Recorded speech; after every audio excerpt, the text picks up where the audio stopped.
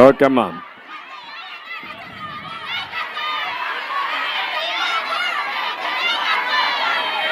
సభాధ్యక్షురాలు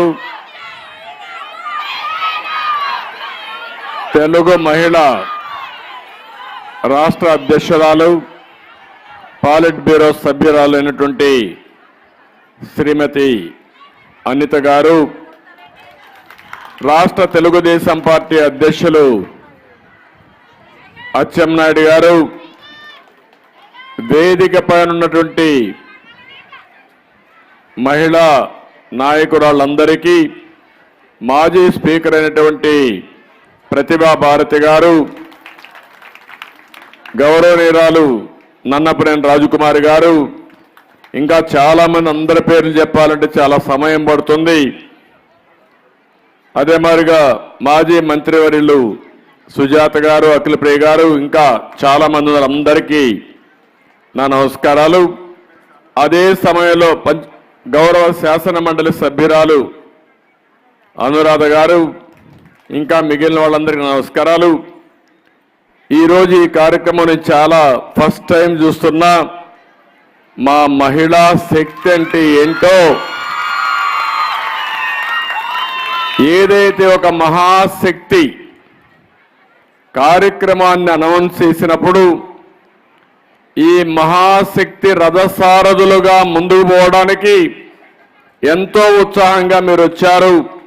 అలాంటి మహాశక్తి రథసారథులందరికీ పేరు పేరున మనస్ఫూర్తిగా నమస్కారాలు, అభినందనలు, శుభాభినందనలు.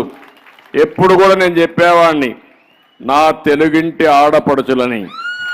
ఇప్పుడు చెప్తున్నా, నా మహాశక్తి రథసారథులందరూ వీరందరూ కూడా. దీనికి కూడా కారణం ఉంది, మీరందరూ గుర్తుపెట్టుకోవాల్సిన అవసరం ఉంది.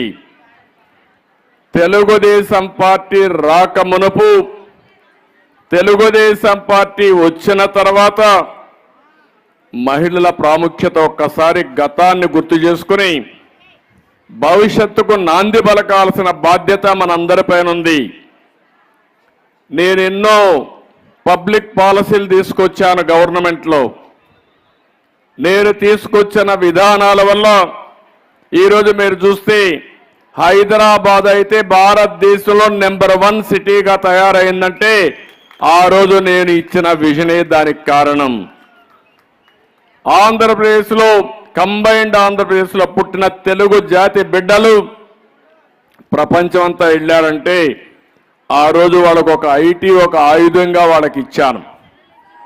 ఈరోజు ఆ ఐటీ ఆయుధం నాలెడ్జ్ ఎకానమీలో ఎక్కడికి పోయినా కూడా ఒక బ్యాక్ బోన్గా తయారై ప్రపంచంలోనే ఒక పారిశ్రామికవేత్తలు కావాలన్నా, ఒక ఆంటర్‌ప్రెన్యూర్స్ కావాలన్నా, సంపద సృష్టించాలన్నా సునాయాసంగా చేయగలుగుతున్నారంటే 25 ఏళ్లకు మునుపు నేను ఇచ్చిన విజన్ అది.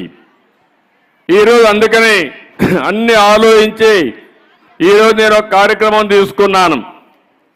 అదే మహాశక్తి. నేను ఆ పేరు కూడా నా మనసులో నుంచి వచ్చింది. ఈ మహాశక్తి ఈ రాష్ట్రంలో ఉండే 2,50,00,000 మహిళల యొక్క జీవితాలను మార్చడమే కాకుండా మీ కుటుంబాలని అభివృద్ధి చేసే శక్తి మీ చేతికి ఇస్తున్నానని చెప్పి కూడా నేను మీకు తెలియజేస్తున్నా.